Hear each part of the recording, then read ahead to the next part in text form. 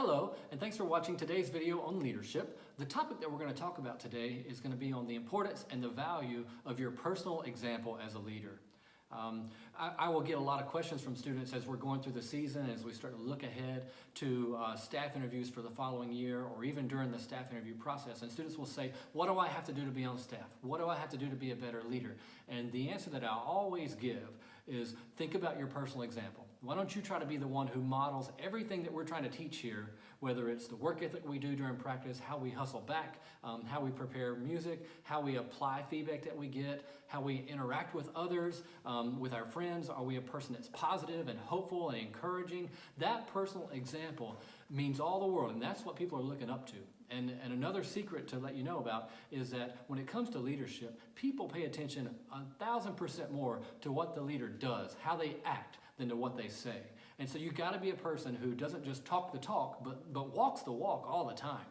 One of the big turnoffs is that if a leader says something and then they do something differently themselves, or they might say something to one group of people and then act differently to another group. These kind of inconsistencies, I think, are really deadly to a leader. And so I'm always looking for who are the people that others are naturally looking up to in the band already, because they're hustlers. They hustle. They're always running back. They're always prepared.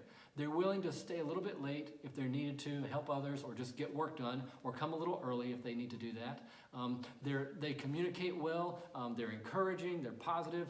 These kinds of things are so contagious, and other people just kind of think naturally look up to that.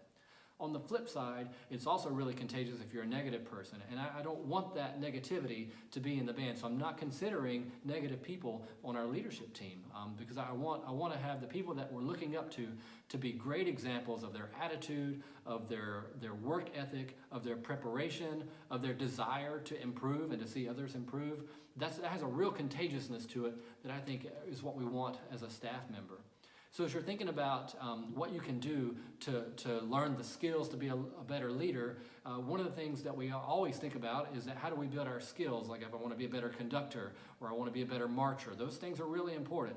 But I think it starts with the kind of example that you set. If you want to be a good leader, if you want to get on the leadership team, if you want to be effective as a leader, it really just comes down to your personal example. So I think spend a lot of time thinking about that, and think about the leaders that you've looked up to in your life already. Aren't they the ones that are always solution-oriented, that are always trying hard? I mean, the really good ones that you want to be like. Those are the people that are trying the hardest, and their example inspires you to be better and to be like them. So for me, the thing that I want my students to know as they're thinking about being a leader is that it's going to come down to your personal example. And if I can trust that you're going to be a person that others want to look up to, then I'm willing to invest other things and make sure that you can build the skills that are going to help you be effective in a technical way too. So think about your personal example and make that be one that everybody else can follow and look up to and want to be like.